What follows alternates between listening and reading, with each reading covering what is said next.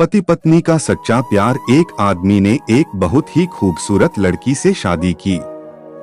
शादी के बाद दोनों की जिंदगी बहुत प्यार से गुजर रही थी। वह उसे बहुत चाहता था और उसकी खूबसूरती की हमेशा तारीफ किया करता था। लेकिन कुछ महीनों के बाद लड़की चर्मरोग स्किन डिजीज से ग्रसित हो गई और धीरे धीरे उसकी खूबसूरती जाने लगी।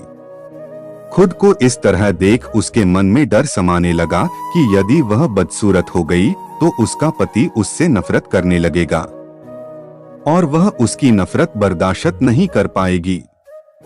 इस बीच एक दिन पति को किसी काम से शहर से बाहर जाना पड़ा। काम खत्म कर जब वह घर वापस लौट रहा था, उसका एक्सीडेंट हो गया। एक्सीडेंट में उसने अपनी दोनों आंखें खो दी। लेकिन इसके बावजूद भी उन दोनों की जिंदगी सामान्य तरीके से आगे बढ़ती रही। समय गुजरता रहा और अपने चर्मरोग के कारण लड़की ने अपनी खूबसूरती पूरी तरह गंवा दी। वह बदसूरत हो गई, लेकिन अंधे पति को इस बारे में कुछ भी पता नहीं था। इसलिए इसका उनके खुशहाल विवाहित जीवन पर कोई प्रभाव नहीं पड़ा। वह उसे उसी तरह प्यार करता रहा। एक दिन उस लड़की की मौत हो गई। पति अब अकेला हो गया था। वह बहुत दुखी था। वह उस शहर को छोड़कर जाना चाहता था।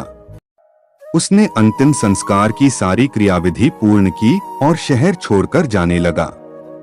तभी एक आदमी ने पीछे से उसे पुकारा और पास आकर कहा, अब तुम बिना सहारे के अकेले कैसे चल पाओगे? इतने साल तो तुम्हारी पत्नी तुम्हारी मदद किया करती थी। पति ने जवाब दिया, दोस्त, मैं अंधा नहीं हूँ।